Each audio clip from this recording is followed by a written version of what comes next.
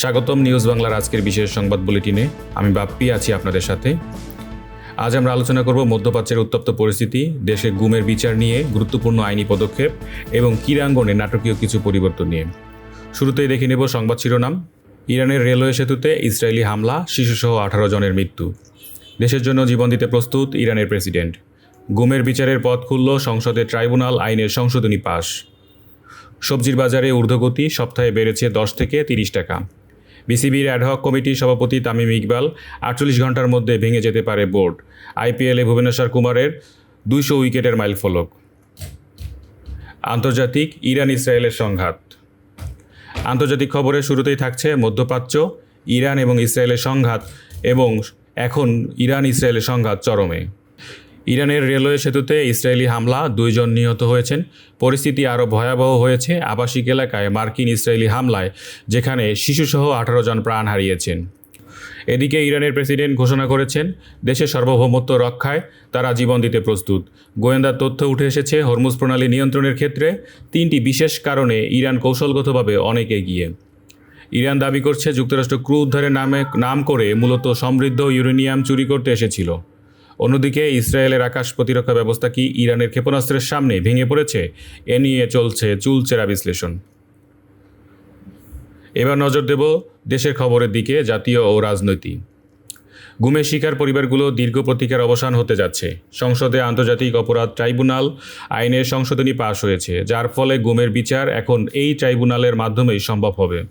রাজনৈতিক অঙ্গনে চলছে উত্তেজনা। 11 দলের শীর্ষ নেতারা এখন এক জরুরি বৈঠক শেষে 7 দিনের কর্মসূচি ঘোষণা করেছে। তাদের দাবি, ভোটের রায় অবিলম্বে বাস্তবায়ন করতে হবে। এদিকে আইনি কার্যক্রমে দেখা গেছে যে সাবেক স্পিকার শিরিন শারমিন চৌধুরীকে আদালতে তোলা হয়েছে এবং রিমান্ডে নেওয়া হয়েছে 1/11 আলোচিত ব্যক্তি মাসুদ উদ্দিন চৌধুরীকে। জনস্বাস্থ্য, অর্থনীতি ও সাধারণ সংবাদ।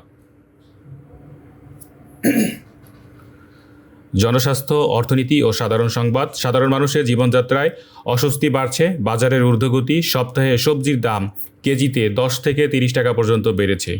তবে স্বস্তির খবর হলো এপ্রিলে জ্বালানির দাম বাড়ছে না, ধর্মমন্ত্রী জানিয়েছেন। হজের ব্যয় কমানোর জন্য সরকার কার্যকর উদ্যোগ নেবে। স্বাস্থ্য খাতে বড় পরিবর্তনের কথা জানিয়েছেন স্বাস্থ্যমন্ত্রী। 2027 সালের মধ্যে 59টি হাসপাতালে ডায়ালিসিস সেবা চালু এবং 1 লাখ নতুন স্বাস্থ্যকর্মী নিয়োগের প্রক্রিয়া শুরু হয়েছে। এরই মধ্যে দেশে অনুভূত হয়েছে মৃদু ভূমিকম্প, যা সাধারণ মানুষের মনে আতঙ্ক সৃষ্টি করেছে। খেলাধুলার মাঠে এখন বড় আলোচনার নাম হচ্ছে বিসিবি।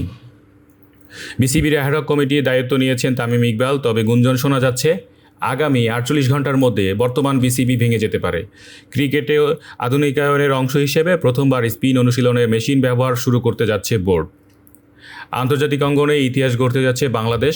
প্রথমবারের মতো ইউরোপের মাটিতে খেলতে নামবে লাল সবুজরা। অন্যদিকে আইপিএলে চেন্নাইয়ের বিপক্ষে 200 উইকেটের মাইলফলক স্পর্শ করেছে ভারতীয় পেসার ভুবনেশ্বর কুমার। আর ইনজুরির কারণে জরুরি অস্ত্রোপচার করিয়েছেন নেইমার। এই ছিল নিউজ বাংলার এখনকার মতো সর্বশেষ সংবাদ। আমাদের পরবর্তী আপডেট পেতে চোখ রাখুন আমাদের সোশ্যাল মিডিয়া পেজ এবং ইউটিউব চ্যানেলে। এতক্ষণ সাথে থাকার জন্য ধন্যবাদ। ভালো থাকুন, সুস্থ থাকুন।